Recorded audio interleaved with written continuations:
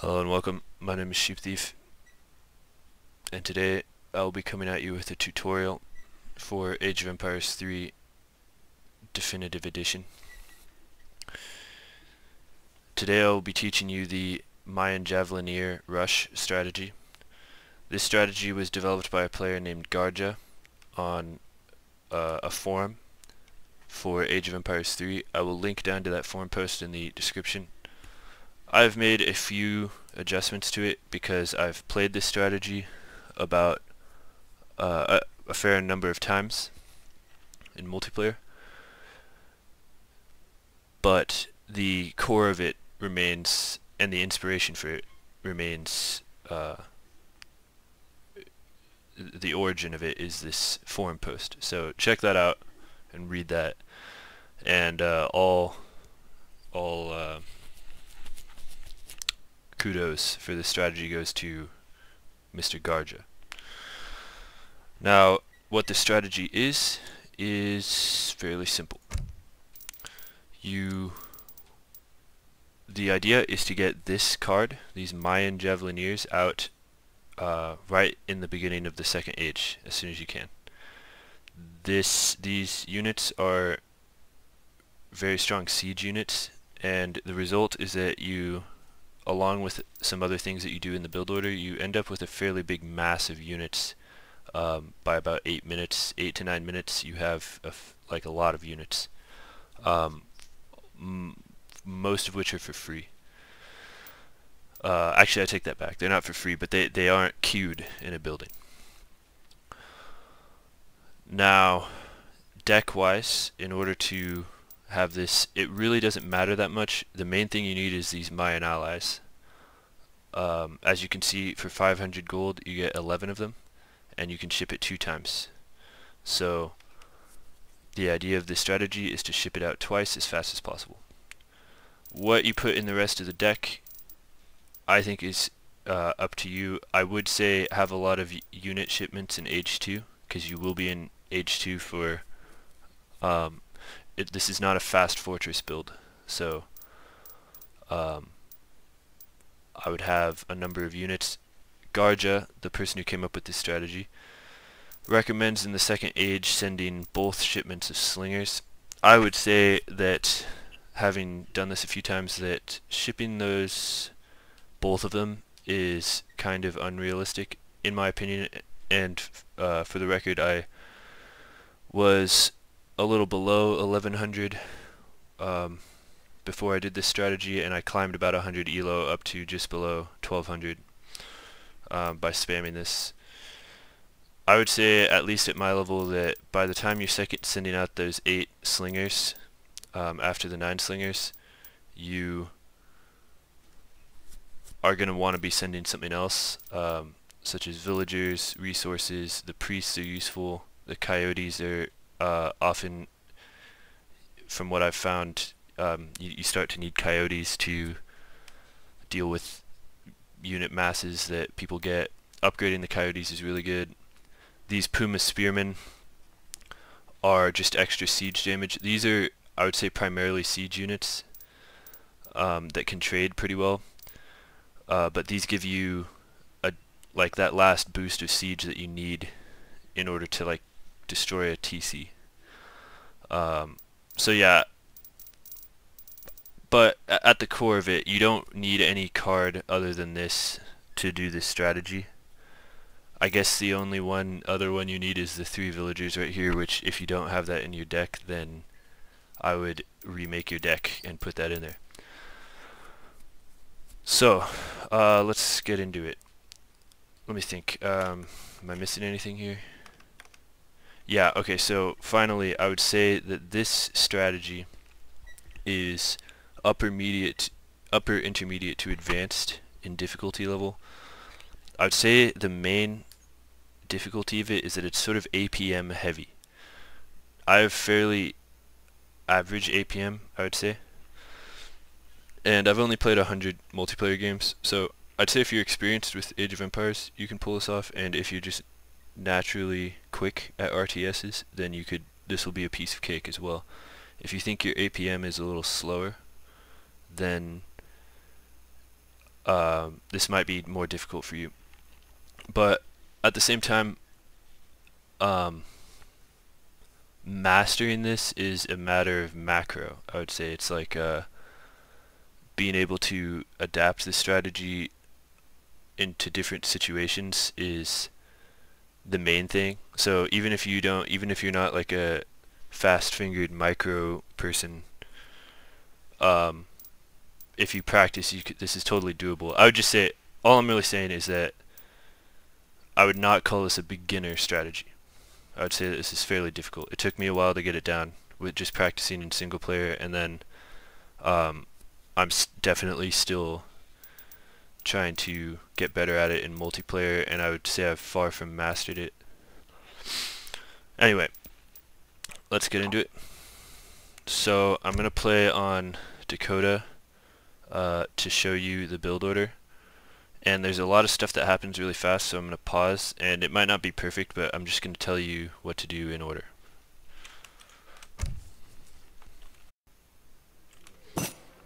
So, the first thing you do is you want to select all your villagers and put them on food to get your first villager out. Even at this new, lower difficulty. Then, one of your villagers, start herding with it. So click one of them. I trust I will be able to put up a good fight for you. Then you want to just spam the Q button until you queue your first one. Set its gather rate right there. Then the next thing that we're doing is we're microing these crates. I think a lot of beginners are like, oh, just let the villagers get the crates. I think microing these crates and getting the resources you want, even in these few seconds, is crucial to doing this correctly. So what you want to do is select a few of the villagers, I would say 2, and put them on wood. And then the next thing that you're doing is waiting to get 100 wood. So you can see it should start to go up. You're waiting to get 100 wood to build the community plaza. While you're doing this, select your war chief and send him to one of your treasures while control grouping him, and control group this one and send it over there as well. This Eagle Scout is there to help your war chief defeat guardians, so you want to keep them relatively together, but I would say put them in different control groups because they move at different speeds, and you want your war chief to start the fight with guardians. So we have 100 wood, which means that we're going to take one of our villagers and build the community plaza. Now, when you build the community plaza, the villager has an annoying habit of, it always does it. It's not really unreliable. It always starts dancing, or it doesn't dance. So this used to be a sort of powwow thing that the Native American civilizations would use, and it was easier to see the villagers. Now they just sort of stand around in it, and it's really hard to see them. So what you want to do is when you're building this, build it, and then right click or shift click build, and then send them to the hunt, so that way they'll build it and go straight to the hunt like this. Boom, boom. Now,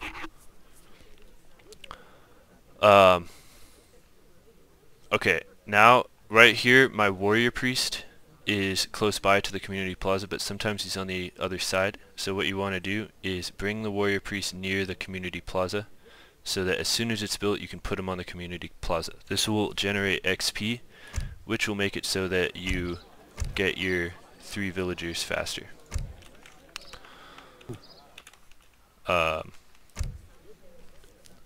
Okay, so then make sure you're queuing Vils, and make your commander do that. Let's see, what am I doing here? Okay, yeah, now make sure as soon as the villagers stop gathering crates, just put them all on food, and that's yeah, put them all on food. Then with this villager, as soon as it's done, or actually I do it with another villager usually, But come to think of it, now that I'm doing this, you could just have this villager do it. But I think that would be bad for your... Yeah, I think that's not good. So have another villager make a house, and as you can see here, put the warrior priest on there. This is a little bit behind. I've gotten it like in the 40s of seconds to have clicking the warrior priest on this. I think it's just little variations in walk time and I don't know, but the sooner you get them on there, the better. Yeah, so make a house and put them back on there. Then keep exploring. Make sure your eagle scout. So after this, you're in the clear. All of that was about a minute of stuff to do, and as you can see, it's not like someone who's really quick. Someone who has a high APM would be able to do this really easily.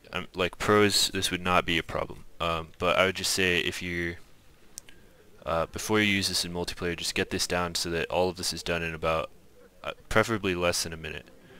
And then as soon as you're there, as soon as the house is built, everyone's on food, you can start. Your warrior priest is at the powwow, and you've got villagers queued.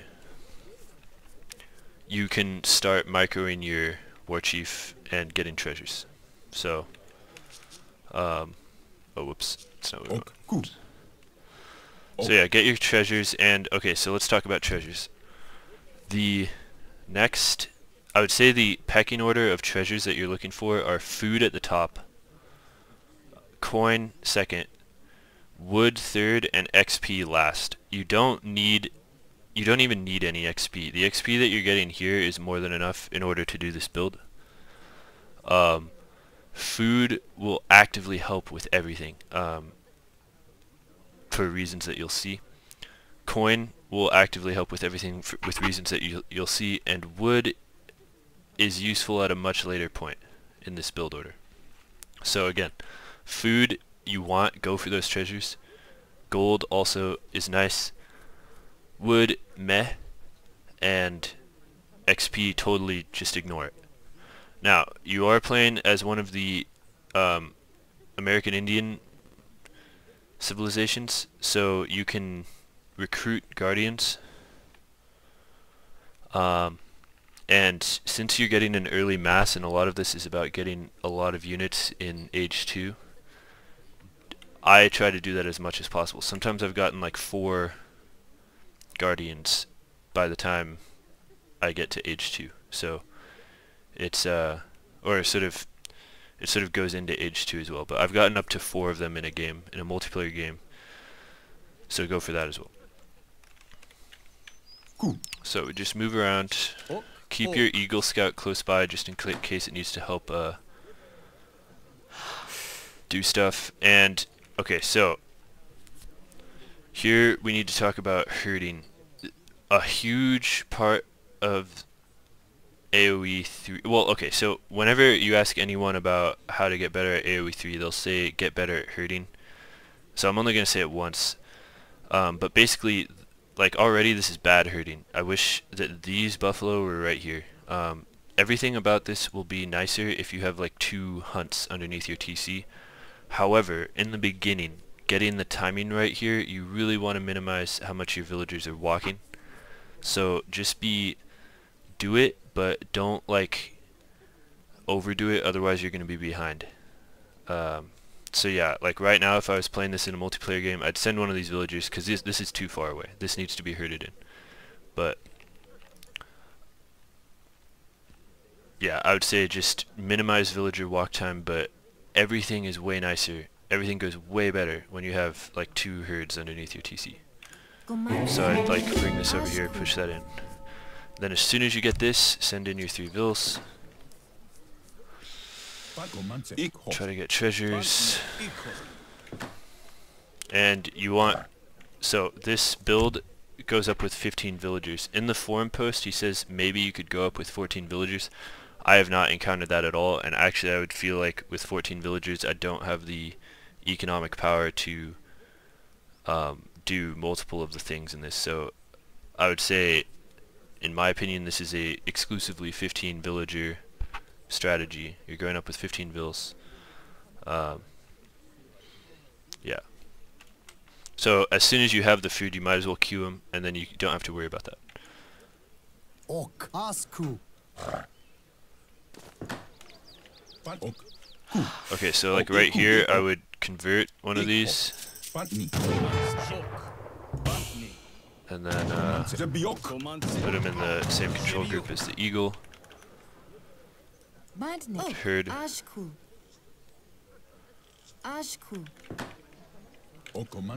Get this. There we go, very nice. We get another one over here. Could probably do this. Okay, so this is just general Aztec stuff. Your explorer is very strong, but he gets stronger in the second age. You can, if you see an enemy explorer, you can hit them and snare them, which slows them down, and kill them. So if their explorer is low, go for it and kill it, because it'll give you a ton of XP and it will just deny them a useful unit that does a ton of important things. So just bear in mind that your explorer is very strong.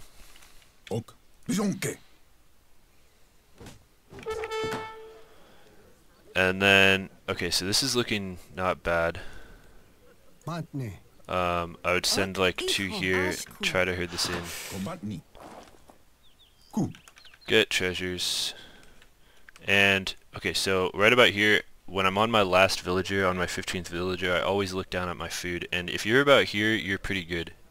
You probably won't need to idle that much. The goal is to click up at 3 minutes, but I'm always off by about 3 to 10 seconds unless I get a huge food. So like this is going to give me a ton of food. I should almost not get this because it's going to be weird.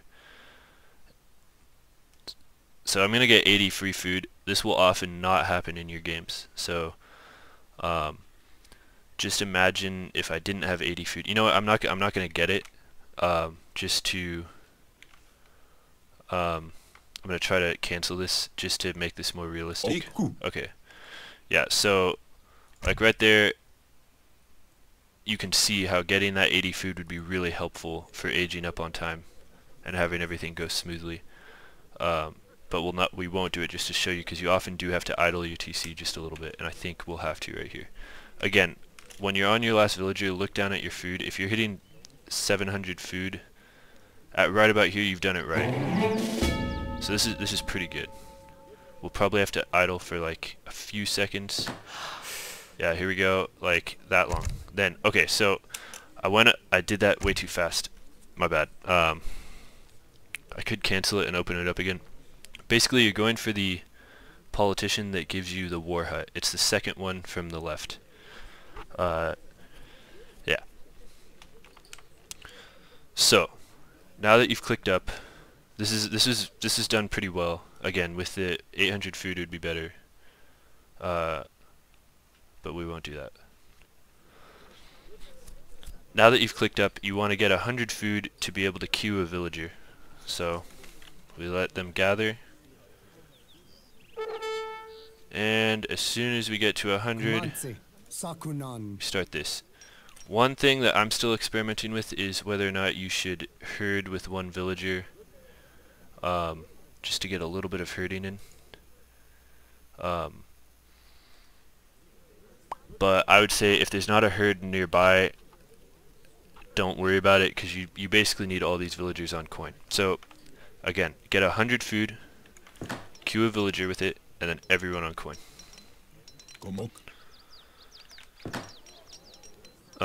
Yeah, so here in this particular situation, I would bring my explorer back and find my other herds, because I don't see where my other herds are. Now you can kind of just wait. I mean, you shouldn't just do nothing but like again, get treasures. 90 food, this would be another amazing treasure. And what you're doing is you're waiting to get to 500 gold, so keep an eye on that, but other than that you can micro your and get treasures and fight his explorer and do whatever you need to do. I would move any converted units, like these two, or this one actually, towards the center of the map, because they're going to be part of the mass that we send forward. So we're about to get to 500. As you can see, I'm not finding any herds. And as soon as we get to 500, here's what we do. We want to have 4 villagers on food now, and one of them build a house. So what we're going to do is take 4 of them, put them on this. One of them build a house and start herding in. We have like really bad herds, so oh no, they're over there. So actually, I'd send him over here. Cancel this. To oh my god, this. Now we're a little behind now, but as you can see here, you get a war hut travois. Send that forward, and actually, first of all, send in your card. So this is the whole strategy right here. Is since we got 500 gold, we can send that in. We went like way over, so we probably lost about, I don't even know, 10 or 20 seconds there. You want to click that as soon as you age up. I would say put your villagers on food first, because that's like crucial. As you can see, we're about to get our villager out and we're about to hit 100 food, which is the goal. But often in games you will have, like, if you do something wrong, which is normal and fine, you'll have to stall your TC a little bit, which is really bad. As if you've played RTSs at all, that's like probably the main thing. The main rule of thumb is don't have your town center ever not making villagers. So get your villagers on food and then send the Mayan allies. And what I would do right here is just spam the villager button every second that, okay, so that was not bad. This, did I have it make the, okay, so this, you can just hit Q as soon as you select it and put it down, put it in a place that protects a gold mine. Yes, push in, and then all new villagers go on food. So you can see I'm starting to herd. This is what you want. We got kind of unlucky with herds here. Often there's one over here, and often these are a little closer. Yeah, so at this point I would bring your explorer forward here, and once again you're trying to get 500 gold to get the second shipment. Keep herding. Could then do like this.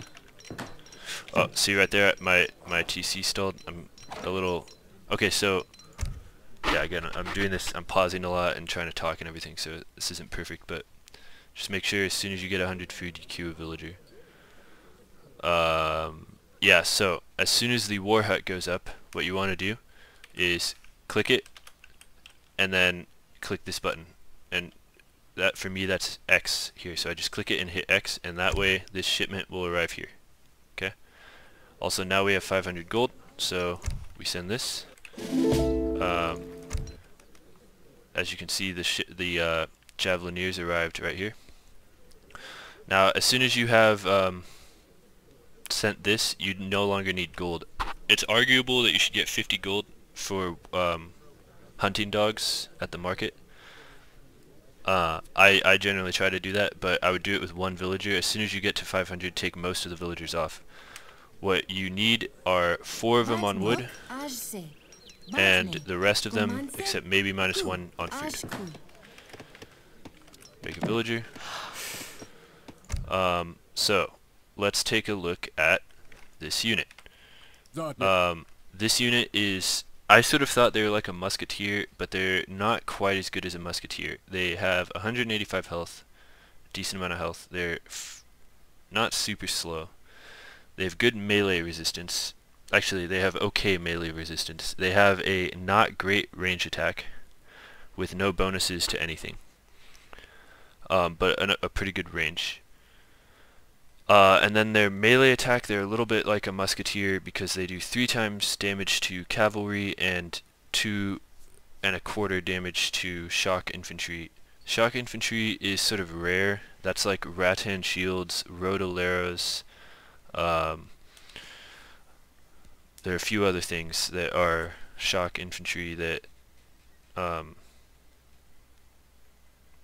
like there are a few Spanish games I played against Spanish players where they've sent rodoleros at me and they just got destroyed by these things. So there's that. If cavalry gets into melee, they won't be totally demolished, I've found, but it's not pleasant for the cavalry. But the main thing is the siege attack. This is a lot of siege attack, 24 damage, and you have 11 of them, and we're going to have 22 of them. And then they have this long range attack which gives you in mass a good volley that can, like, with 2 of these you can, and with 2 of these I think you can one hit a villager. Definitely with the slingers and any extra units you have, you can one hit villagers. So you like move these around and I'll show you. So anyway, this is I just want to show you the unit to because that's what this is all about. So yeah, make sure your units are doing this. Yeah, 4 on wood, and as soon as you have 100, just have one of them make a house, because you're going to get housed pretty soon here. So, house, and then, whoops, house, and then back on wood. You should come here. So, now, you don't want to save up too much. I'm sorry, you don't want to queue too many villagers because you're going to want your food for 2 things. First is this big button here. It gives you 4 Jaguar Prowl Knights, which are really strong units that are really good against cavalry. If these things will destroy like large groups of hussars, like, or I should say like 5, 6, 7 hussars will get destroyed by these. They also just do a fair amount of damage, fair amount of siege damage. You only get 4 of them, so you want to kind of try to keep them alive. I often lose them sort of stupidly, but it's a really good thing to add to the mass. And you need 480 food for this, which you will actually start to stack up. As you can see, we've got a lot of villagers on food. Okay, this miner does not need to be here. I would say you want 5 villagers on wood. And yeah, you can see the food is going up fairly quick. The other thing you want to save food for is your commander can train these Eagle Scouts, which are 80 food each. You should have one still alive, so you need 4 of them. That's 320 food. So you're trying to bank up a total of 480 plus 320 is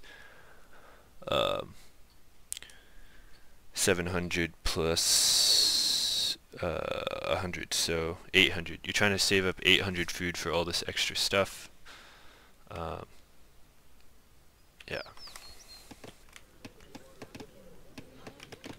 So from here, yeah, you could, yeah, so we'll probably be able to do the 480 after this villager. And as you can see, now we have the rest of them. So control group them, keep them together. Now, so here, as you can see, we have 400, we have 500. We can do this instead of a villager. Boom. And these Jaguar Prowl Knights will arrive at your home city arrival point. So you don't have to worry about that. Keep villagers coming out. And then now we're going to try to save... Okay, yeah, so your next shipment is the Slingers. And you can see we're at like 7 minutes. At this point, in many matches, you could have already been attacked. If you haven't been attacked, you might be like, oh, I need to get forward. What if they're like fast fortressing? It's totally doable to move these forward and start sieging, but I would just beware that your mass, the longer your mass let me rephrase this. Don't start trading with their units. Don't start taking fights until you have the slingers, because if you're getting in ranged fights, these aren't like that good at that. These things are really good at taking ranged fights. So remember that this is basically a siege force. If you run into musketeers, I would say take the trade with these, because you have a lot of them, and they, in my experience, fighting like a group of musketeers, these win, and dead musketeers is always worth it, in my opinion. And I think in total, one of these costs way less resources than a musketeer. A musketeer is, I actually don't know, but it's like gold and food. And you got 22 of these for 1,000 gold, so 1,000 divided by 22 is like a little less than 50. So each of these is about like 45 gold, maybe. I don't know if that's the exact math on that. Each musketeer is like 80 food and 25 or 50 gold or something. That might be off, but I can't quite remember. But it's a good trade. But it's even better when you have the slingers and the jaguar prowls and the eagle scouts, which you'll see in a second. So again, you want to try to bank up 320 food for the eagle scouts, and we should be able to do that. Maybe not. Yeah, I think I would queue one more villager, then maybe start queuing it now, and then we'll have enough right there. Yeah. And that right there, as soon as the taunted slingers come out, is the mass that you're looking for. So it's right around 8 minutes, and you have 22 Hulken Javelineers, 4 Jaguar Knights. Where are they? Whatever. They're 4 Jaguar Knights, 5 Eagle Scouts, 8 or 9 Taunted Slingers, and any Guardians that you have, for a minimum total of 22 plus 9, which is 31, plus 4 is 35, plus 5 is 39, plus at least 1 Eagle Scout is 40. So you have 40 units at about 8 minutes. A lot of siege damage, decent amount of ranged trade, and a lot of resistance to cavalry. Yeah, that's the overall strategy.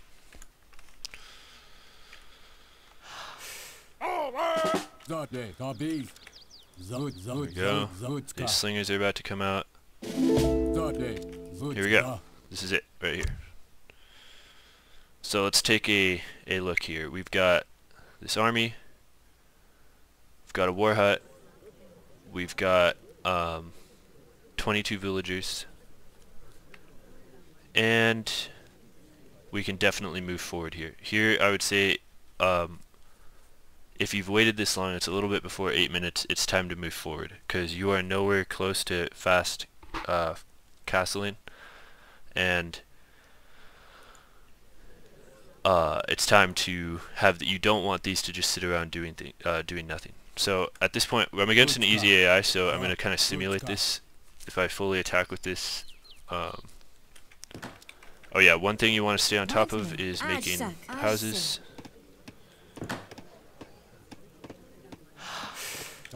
And you can move forward, and here you go. Like, I'm not gonna I don't want to defeat this AI, but like, just for reference, this is how much siege damage you do to a TC. You can see that if you defeat their army with this, and you're in here, that the TC will go down fairly quick. I'd say 30 seconds, and it's gonna be gone. So I'm not gonna keep doing that.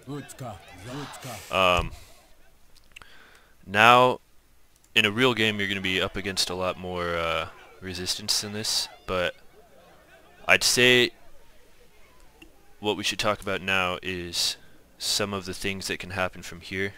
What I just showed you is the build order, but where you will have to use your brain, and where the fun in this comes, is adapting to what your opponent does. What I've learned so far is, first of all, the main things that you want to watch out for is a huge crossbow blob. That will trade well with this. Crossbows will do good damage to everything in here, and it's not, in my opinion, a great trade. I've gone in and traded with crossbows, and you often win, but you end up with like 10 units left in here, and you're like, that was my army. And you end up in kind of the same situation that you'd be if you just didn't take the fight and you're like, I have to deal with this crossbows, because the crossbows are going to continue to come out, and what you don't want to do is take a bad trade underneath their TCU, because you're like, oh, I have this TC killing army, and so I have to kill their TC. Don't necessarily think that. If you win decisively, go for their TC and try to win the game. If you look at my channel, a lot of the games with this are ending in like 8 or 9 minutes, because that's what's happening. I beat their initial army, kill villagers and stuff, and get onto their TC. That's nice. I'd say a certain percentage of players won't see this coming, and that will happen a fair amount of times. But some of them will see it coming, or will coincidentally have something ready for it or something. And I think it is worthwhile to be careful with this. And if they have a big blob, what your targets are houses, because these will destroy houses really fast. Destroy houses, try to find their hunt. You can also like one-shot villagers really hard. If they aren't hurting well, then just go there. Avoid the crossbow blob. And then start thinking about other things. In the case of a crossbow blob, what you want are coyote runners. And that's why I would say your next cards, in the case of a crossbow blob, are the coyote runners and the coyote upgrade. If your problem is like towers, or just needing, if you lose some of these and you just need to siege buildings, then send in the Puma Spearmen. I would not train Puma Spearmen because they require gold. What you should do with your eco is keep villagers coming out, like I just failed to do. Keep making houses. If the second age is dragging into a fight, you're going to need some more villagers on wood in order to pump out coyotes and slingers.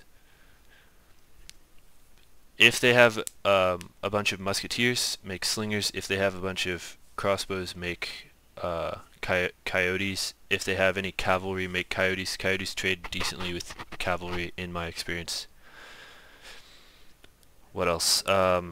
If you just want to sit back and go to the next age, I think at this point it would be okay to start doing the classic Aztec warrior priest boom. And how I would do that is, because of the powwow thing being different now, what I would do is I would take some villagers that you have free. Don't take the ones on wood, you need to keep houses, but I would take some off of food. Get like, that would be I would probably not do that in a game, but like 6 I would do. Control group them and then put them here. You don't want to like not have them control grouped, because it's basically impossible to efficiently take them all off of it with the warrior priests on there. So in this situation you bring them here and see they're control grouped, and then you can put this on warrior priests. You could send in this, or actually what would be better is probably this. Oops, I keep trying to do that. Bear in mind that any that shipment will arrive here if you still have the military shipment gather point set out front. Make sure you click this and right click itself so that the new warrior priests arrive. Yeah, so you can do the warrior priest boom. You can, which the warriors that you could spawn supplement this army very well, because there's so much stuff in there, they're probably not going to die and they do a lot of damage. Yeah, so if there's a dragged out colonial age, then, or commerce age, then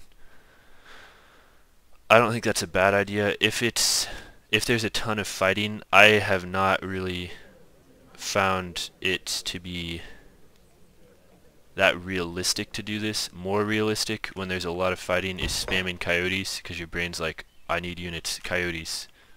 Coyotes are always nice. But don't forget, if they've got a big mass, to make slingers as well, because slingers are the main thing that you want trading. They're cheap. Coyotes are good. If you're making slingers, put a few more on wood, because they're a little more wood heavy. Coyotes don't require that much wood, so you can kind of get away with having 6 villagers on wood. And then I would say if they're like really defensive, don't make units and just go up to the fortress age, and you can, because a lot of the games that I've lost have been where I stay in the second age way too long and then artillery comes out, and I guess that leads into the final thing that really just destroys this, is a bunch of artillery. There's one game that it was against the Spanish, where with just one falconet hit a group of this, and it was absolutely disgusting. It's on my YouTube channel. Yeah, artillery and crossbows, I would say, are the counter to this. And with that, I think that pretty much covers everything. After that, it gets to talking about anything beyond just clicking up to age 3. I think would turn into more like a Aztec tutorial as opposed to just the Mayan Javelineer rush. I think this has been pretty dragged out, but I just wanted to cover. I think I've covered pretty much everything. And yeah, if you want to see actual footage of it, just check my channel. I've got like 12 or more videos of me doing this with varying degrees of success and jank. Yeah, I would also, I guess the final thing I'd say is control group your coyotes into a different control group than this,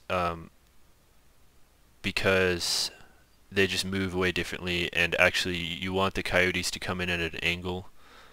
So yeah, just don't only keep the range things here. I know I put the Jaguar Prowl Knights in there. That's a bad habit. I should control group them, but like I said, I have probably like maybe a little bit, tiny bit above average APM, and I struggle in multiplayer games to get all this right, even though I've done it a lot. So yeah, that's pretty much it. Yeah, you can just go in and siege their TC down. There are not, we're at 10 minutes now, but we had this at 8 minutes. At 8 minutes, there are not many civilizations that can match this mass. What I found is that the Chinese can do it. The Ottomans, if they do the Nazir shipment, can kind of like spar with you. The other big thing, if for anyone who wants to fight against this, if at any point you face this and you're like, how do I beat this? Walls. I found that walls can really slow you down. Walls and crossbows. Walls and any kind of like anti-infantry unit. And then the Aztec player will be forced to make, if he's stupid, he'll like try to burn it down and he'll take bad trades against your crossbows. If he's smart, he'll like move back and start making coyotes or go to age 3. But at the very least, you have fended off this. So that's how people have beaten me. What I think at a higher level than what I play at, another thing would be waiting too long for this mass and not pressuring as soon as the first 11 come out. Like I think a pro would move forward with those 11 and micro them really efficiently, and then slowly mass while like getting some value out of them. I think beginner players would rather mass it and then move in. But what I would imagine at higher levels also counters this is just a really clean, fast fortress where they get a falconet, and like I'm thinking the Spanish fast fortress where they get a bunch of like lancers and musketeers and falconets. That would be at 8 minutes. That would counter this. I think, but I haven't encountered that at my level. Yeah, that's pretty much it. I thought he'd surrender right there. I don't know what the, yeah, so if you like put your coyotes on control group 3. Okay, we don't have to finish this. I don't know what he's doing. Sometimes the AI like doesn't surrender. Maybe he has one of these. Okay, whatever. There they were.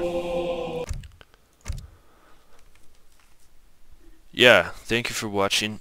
Yeah, so here we go. At 10 minutes or so, we had 54 units, which is a pretty big mass. I would say, again, China is maybe the only one that can match, that I've encountered, that can match that amount of units at that point. You could probably have more. Yeah, like look how many resources we had. If I was pumping out coyotes or slingers or something, it'd probably be more like 60 or 70.